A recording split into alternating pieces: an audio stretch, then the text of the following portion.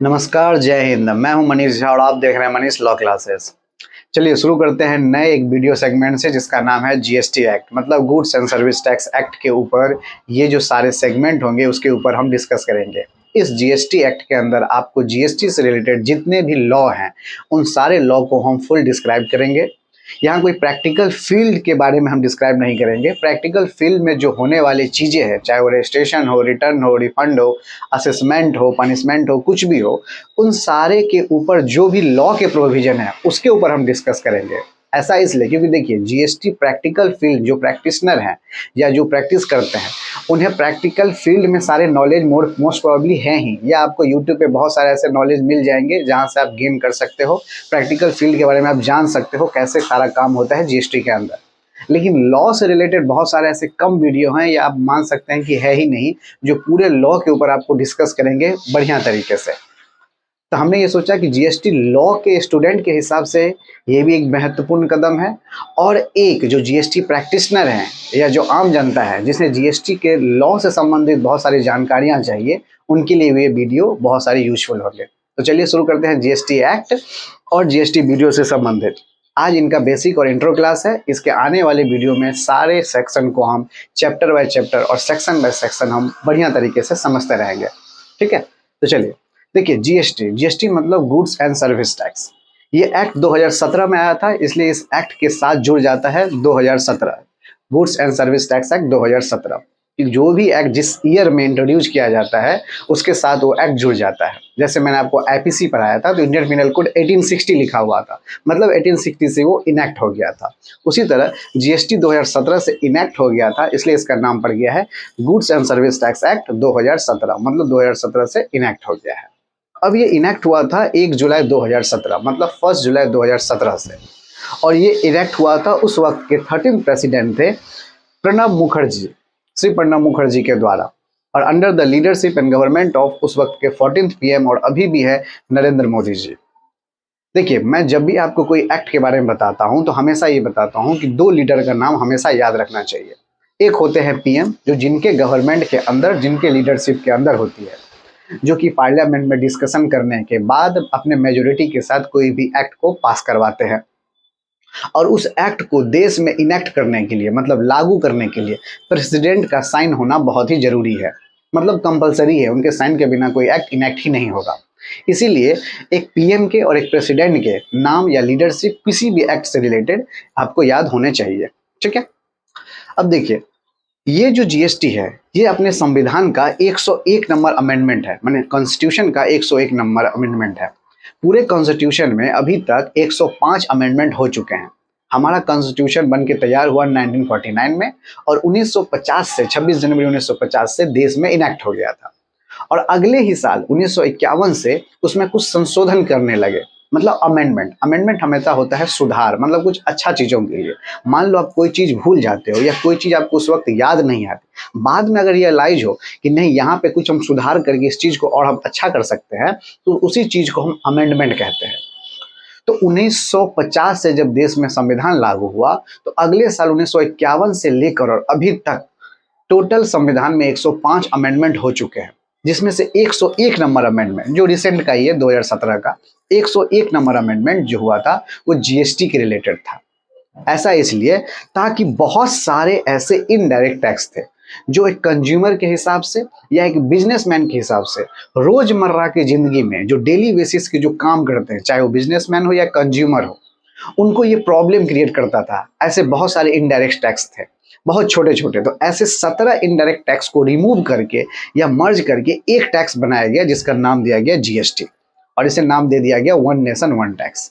अब देखिए one nation one tax ये सही तरीके से अगर समझा जाए तो ये फुल्ली सुटेबल नहीं है, क्योंकि हमारे देश में अभी भी ऐसे बहुत सारे टैक्स हैं जो कि अभी भी प्रेजेंट है, सबका मर्ज नहीं हुआ है। बहुत सारे ऐसे डायरेक्ट टैक्स हैं, बहुत सारे ऐसे इनडायरेक्ट टैक्स हैं जो अभी भी हैं। आप इनकम के ऊपर इनकम टैक्स देते हैं, वेल्थ के ऊपर वेल्थ टैक्स देते हैं, गिफ्ट के ऊपर गिफ्ट टैक्स देते हैं, वो सब अभी मर्ज नहीं हुआ है। ये इनडायरेक्ट टैक्स ऐसे 17 इनडायरेक्ट टैक्स है जो बिजनेसमैन के लिहाज से या एक कंज्यूमर को समझने के पॉइंट ऑफ व्यू से जो डेली बेसिस में यूज आते थे उसको रिमूव करके एक टैक्स बना दिया गया जीएसटी, सिंप्लिसिटी के लिए, ताकि कोई भी चीज जो टैक्सेशन हो वो थोड़ा सिंपल हो, थोड़ा ट्रांसपेरेंट हो, और थोड़ा इजी टू अंडरस्टैंड हो इस चीज को समझने के लिए। पहले कोई बिजनेस होता था उसमें sale tax, VAT, service tax, entry tax, आप मूवी देखने जाते थे तो इंटरटेनमेंट टैक्स, ऐसे बहुत तरह के टैक्स थे। कस्टम के अंदर बहुत सारे थे, एक्साइज के अंदर बहुत सारे ऐसे थे। तो ऐसे 17 टैक्स को रिमूव करके एक टैक्स लाया गया, वन नेशन वन टैक्स, जिसका नाम दिया गया GST, goods and service tax. अब देखिए, जीएसटी इंट्रोड्यूस करने वाला हमारा इंडिया कोई पहला देश नहीं है। पूरे दुनिया में 195 देश हैं, मतलब 195 कंट्री है, जिसमें से 175 कंट्री में चाहे तो जीएसटी या तो वैट इंट्रोड्यूस है। अब जीएसटी इंट्रोड्यूस करने वाला पहला देश फ्रांस था, जो कि 1954 में इंट्रोड्यूस किया था जीएसटी। और उसके बाद जो हमारा इंडिया है 2017 में इंट्रोड्यूस किया है, वो भी कनाडा के मॉडल के बेस के ऊपर। और कनाडा में 1991 में ये जीएसटी इंट्रोड्यूस हुआ था, और हमारा इंडिया उन्हीं के मॉडल के बेस के ऊपर, उन्हीं के जीएसटी के मॉडल के बेस के ऊपर इंट्रोड्यूस किया गया है, कनाडियन मॉडल के ऊपर, जो कि 2017 में हुआ। तो समझ गए। देखिए, इस सारे इनडायरेक्ट टैक्स में ना बहुत सारे अलग अलग टैक्स थे। हर स्टेट में जाने से उसका अलग टैक्स का रेट चेंज हो जाया करता था, तो वो और एक कन्फ्यूजन था और एक पजल था। और जीएसटी के अंदर आपको सिर्फ 5 स्ट्रक्चर मिलेंगे टैक्स के, 3%, 5%, 12%, 18% और 28%, 3, 5, 12, 18 और 28। इसके नीचे भी छोटे छोटे हैं, वो आप मायने मत रखें, क्योंकि वो बहुत ही कम यूज में आने वाले हैं। जो ज़्यादा यूज में आने वाले हैं, जो हमेशा यूज में आने वाले हैं, वो है यही 5 structure, 5 types of tax structure, 3%, 5%, 12, 18, 28। 3% में समझ लीजिए क्या होते हैं। 3% में अगर आप कोई ज्वेलरी के आइटम खरीदते हैं तो 3% उस पर चार्ज लगता है, चाहे वो सोना हो, चांदी हो, कुछ भी, ऑर्नामेंट्स। 5% वाले में अगर मान लीजिए सैंड, बालू या स्टोन चिप, गिट्टी, ये सब आते हैं आपके 5% वाले में। 12% में आप लेदर की कुछ भी, अगर आप ग्लव्स खरीदते हैं या कोई भी ऐसा क्लोथ या कपड़ा जो 1000 रुपये के नीचे हो, तो उस पर आपका 12% लग जाएगा, सॉरी 5% लग जाएगा। और अगर 1000 के ऊपर चला जाता है तो वो 12% लग जाता है। 18% बहुत ही कॉमन है, ये बहुत ज़्यादा चार्ज होते हैं 18%। इसी को मैंने पार्लियामेंट में आवाज़ उठाया जा रहा है, इसको थोड़ा रिड्यूस कीजिए, क्योंकि आम जनजीवन में 18% बहुत मायने रखता है। और ये आप सोना चांदी कितना खरीदते हो, साल में 1-2 बार, 4 बार। बालू सीमेंट जब घर बनता है उसी वक्त खरीदते हो बालू गिट्टी। लेकिन अब 18% बहुत ज़्यादा यूज में आ जाते हैं। चाहे आप कोई बैग खरीद लो, चाहे स्कूल बैग हो, किसी भी तरह का कोई बैग हो, जो लोग आमतौर पे रोजमर्रा की जिंदगी में बहुत खरीदते हैं, तो 18%। आप स्टील के हो, लोहा के हो, कोई भी इक्विपमेंट लेते हैं तो 18%। ठीक है, मोबाइल फ़ोन अगर लेते हैं तो वहाँ भी 18%। तो ऐसे बहुत सारे 18% में आइटम हैं जो रोजमर्रा में लगते हैं। इसी को प्रस्तावना है कि इसको 18% से थोड़ा कम कर दिया जाए, लोगों को थोड़ा इससे बेनिफिट होगा। और 28% जो है, 28, वो होता है लग्जरी आइटम के लिए। चाहे आप टीवी, फ्रिज, सोफा सेट ये सब खरीदते हो तो आ जाता है लग्जरी आइटम के लिए, वहाँ आपको 28% चार्ज होते हैं। यहाँ सीमेंट भी आते हैं, वो 28% में आता है। ठीक है, इसी 5 स्ट्रक्चर को, ये आपको बेसिक बताया। ऐसे बहुत सारे प्रोडक्ट हैं जिसके ऊपर ये अलग अलग तरह से चार्ज होते हैं। फिलहाल आपको समझाने के लिए किसके ऊपर क्या चार्ज होता है उस तरीके से बताया गया है। ठीक है, तो 5 तरह के टैक्स स्ट्रक्चर है। अब ये टैक्स स्ट्रक्चर पूरे इंडिया को सारे स्टेट और यूनियन टेरिटरी के नज़र में देख कर किया गया है। तो अपने इंडिया में 28 स्टेट और 8 यूनियन टेरिटरी हैं, तो सबका क्या अलग अलग रहेगा? नहीं, टैक्स एक ही रहेगा, वहाँ टाइप चेंज हो जाएगा। तो टाइप क्या होता है? देखिए, 4 तरह के टाइप बनाए गए हैं जीएसटी में। पहला नाम दिया गया है CGST, मतलब सेंट्रल जीएसटी। दूसरा नाम दिया गया है SGST, मतलब स्टेट जीएसटी। तीसरा नाम दिया गया है IGST, मतलब इंटीग्रेटेड जीएसटी।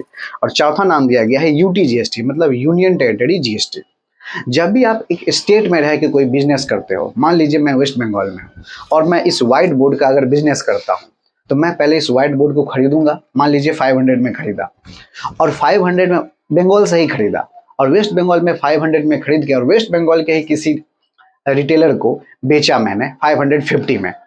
तो मैं उन पे सिर्फ CGST और SGST अप्लाई करूंगा, कि मैं उनसे ये कहूंगा कि भैया आप जो भी मुझे पैसा दोगे उसके ऊपर 18% में आपको टैक्स चार्ज करता हूं, जिसमें से 9% मैं सेंट्रल को दूंगा और 9% मैं स्टेट को दूंगा। कोई बिजनेसमैन अपने घर से टैक्स नहीं देता है, वो कंज्यूमर से ही लेकर टैक्स देता है। ठीक है, क्योंकि अल्टीमेट गुड्स का यूज कौन करता है? कंज्यूमर। तो कंज्यूमर अगर कंज्यूम करेगा तो वही टैक्स पे करेगा, कोई बिजनेसमैन तो कर नहीं रहा है।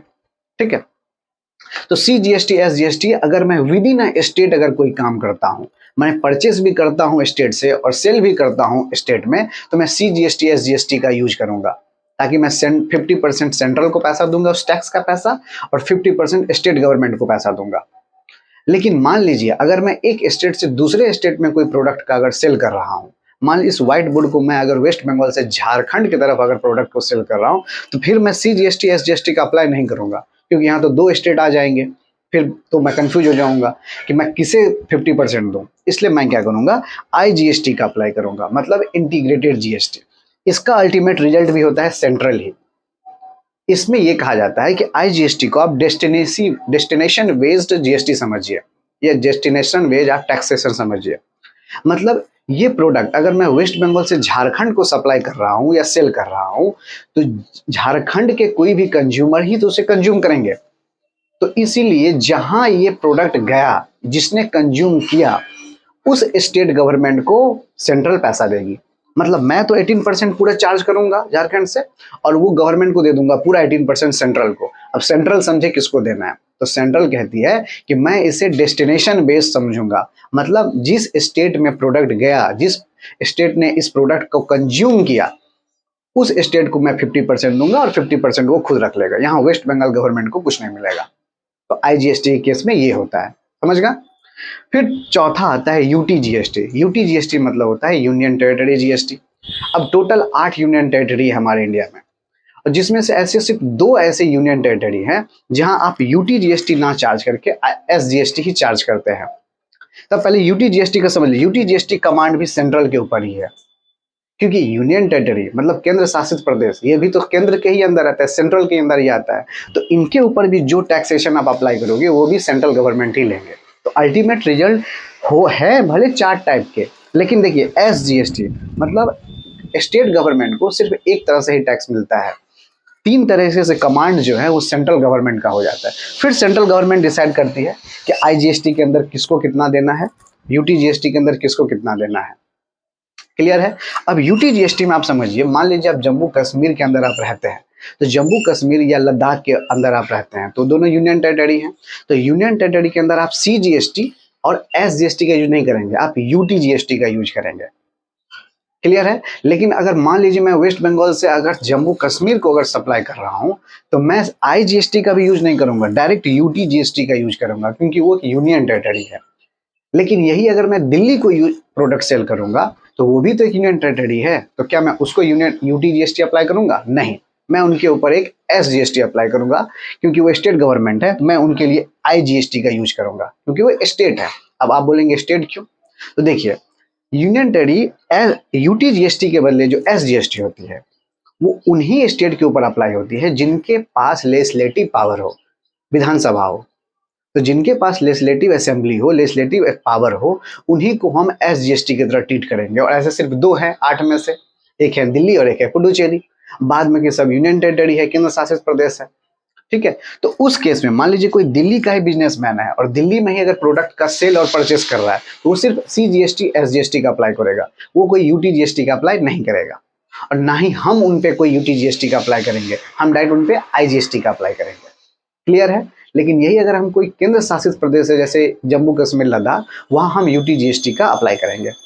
I hope clear. देखिए, ये क्लियर अगर पजल होते भी होंगे, तो ये देखिए जो कॉमर्स फील्ड से हैं या जो इस GST के प्रैक्टिशनर फील्ड से हैं, उनको ये हमेशा क्लियर होगा। भले कंज्यूमर के पॉइंट सब थोड़ा डिफिकल्ट लगे, लेकिन धीरे धीरे आपको सब समझ में आ जाएगा। GST है ही बहुत सिंपल तरीके से, आसान शब्दों में बनाया गया है, ताकि लोग इस चीज़ को जल्दी समझ सकें। ठीक है। अब देखिए, टोटल समझ गए। अब इस टोटल तो देख रहे हैं 28 और 8, मतलब 28 राज्य और 8 यूनियन टेरिटरी, तो कितने हो गए टोटल? 36। अब इस हर स्टेट का अपना एक कोड होता है। जब भी कोई बिजनेसमैन GST नंबर लेता है, तो उसे एक 15 डिजिट का GSTIN नंबर मिलता है, मतलब जिसे कहते हैं GST goods and service tax identification number. तो आइडेंटिफिकेशन नंबर जो होता है 15 डिजिट का होता है।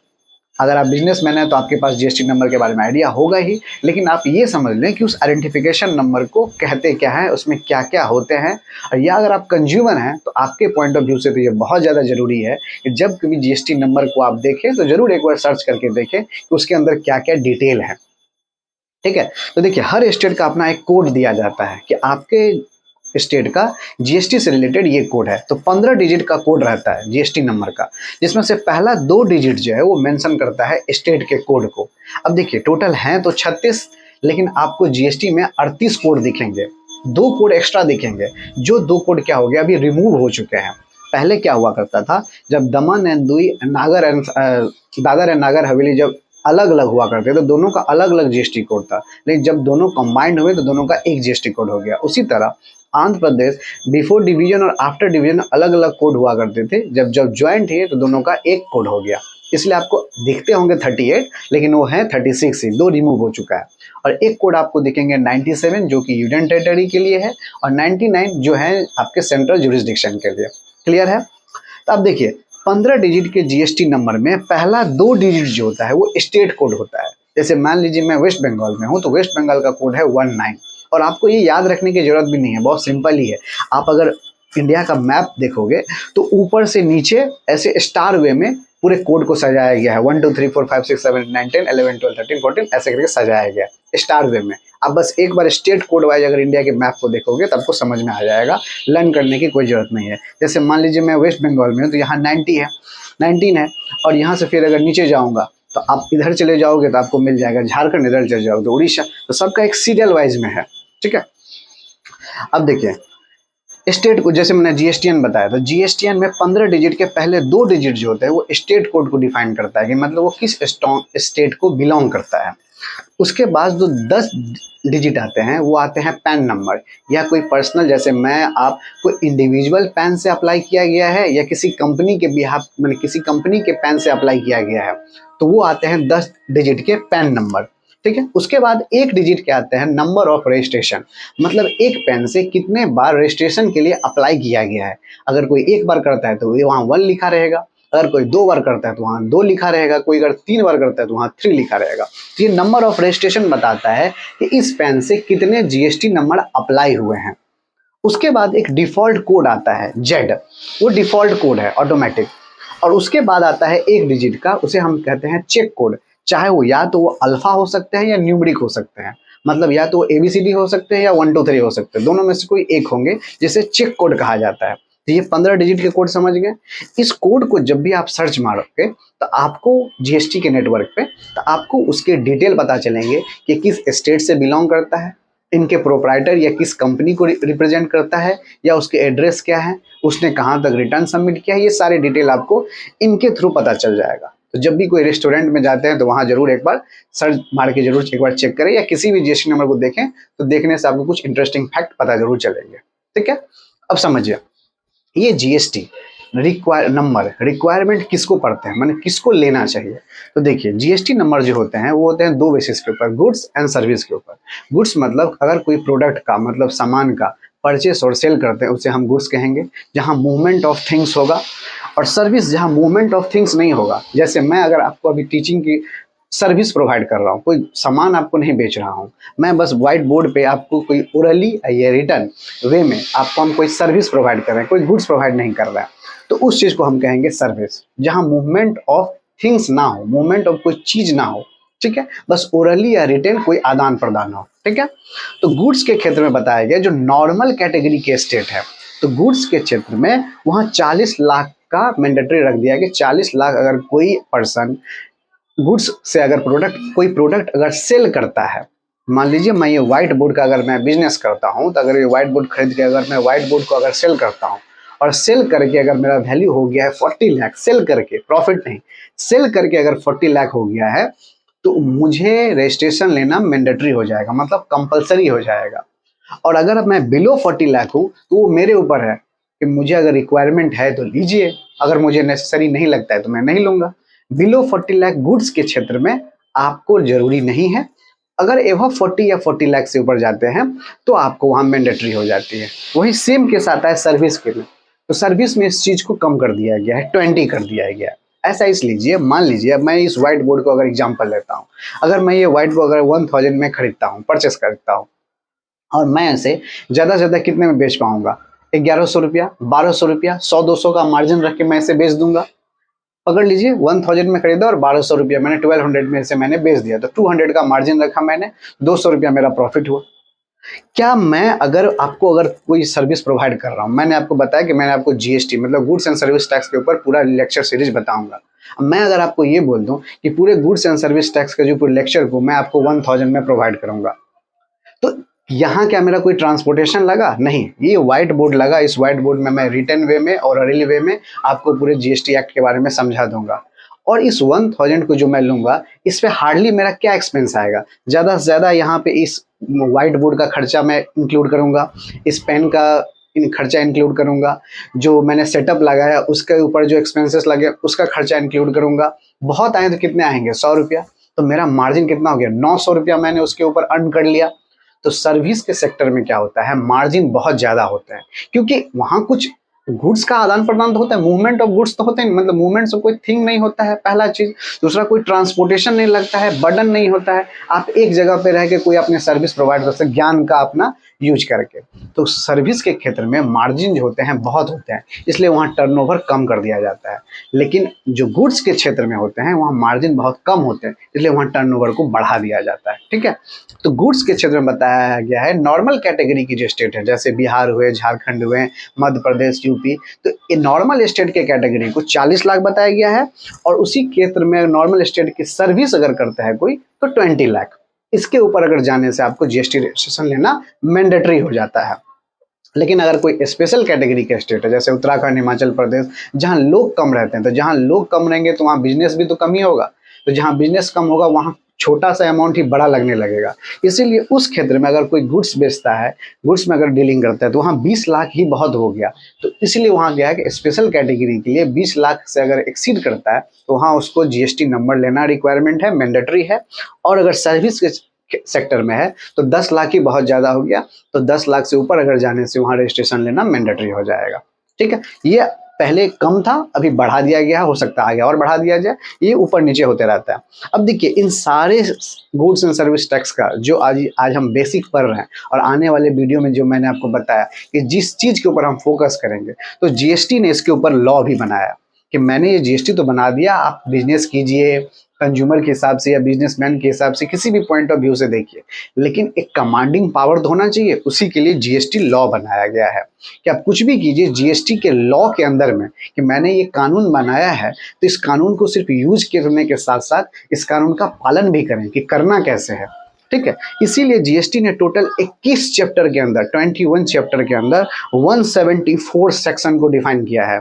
पूरे 174 सेक्शन को इस पूरे जीएसटी लॉ में बताया गया है कि किस चीज के ऊपर क्या इंप्लीमेंट होगा, कौन सा लॉ इंप्लीमेंट होगा। और 3 शेड्यूल है, मतलब 3 अनुसूची हैं, और हम इन्हीं 174 सेक्शन को 1 बाय 1 आने वाले वीडियो में डिस्कस करेंगे, जो कि बहुत ही इंपॉर्टेंट है, बहुत ही यूजफुल है, बहुत ही आपके डेली बेसिस, अगर बिजनेसमैन पॉइंट ऑफ व्यू से हैं तो बहुत ज़्यादा यूज आने वाले हैं, जीएसटी प्रैक्टिशनर हैं तो भी आपको बहुत सारे यूज आने वाले हैं, कंज्यूमर हैं तो बिल्कुल यूज आने वाले हैं। तो इसी 174 सेक्शन को हम डिफाइन करेंगे, डिस्कस करेंगे आने वाले वीडियो में। टोटल 21 चैप्टर के अंदर ये बताया गया है। आई होप जीएसटी से रिलेटेड ये जो बेसिक कंसेप्ट हैं वो आपको क्लियर होते होंगे। फिर भी अगर कोई डाउट हो जीएसटी से रिलेटेड तो आप हमें कमेंट कर सकते हैं, हम आपको सॉल्व करने की कोशिश करेंगे। देखिए, प्रैक्टिकल फील्ड से रिलेटेड अगर कोई प्रॉब्लम हो तो उसके लिए भी आप हमें कमेंट कर सकते हैं, हम आपको गाइड कर देंगे। लेकिन अगर आप डिटेल वे में अगर जाएंगे कि रजिस्ट्रेशन कैसे होता है, रिटर्न कैसे होता है, रिफंड कैसे होता है, असेसमेंट कैसे होता है, उस सब का कोई पेड सर्विस हो सकता है। ठीक है, अगर आपको बेसिक नॉलेज चाहिए प्रैक्टिकल फील्ड से तो आप जरूर कमेंट करें, हम आपको गाइड कर देंगे। और लीगल फील्ड से तो हम आपको फ्री ऑफ कॉस्ट सारे जो भी लॉ हैं सब हम डिस्कस करेंगे अपने वीडियो में, तो बने रहें। आई होप ये वीडियो आपको अच्छी लगी होगी। मिलते हैं आपके साथ नेक्स्ट वीडियो में। टिल देन, जय Hind and thanks for watching.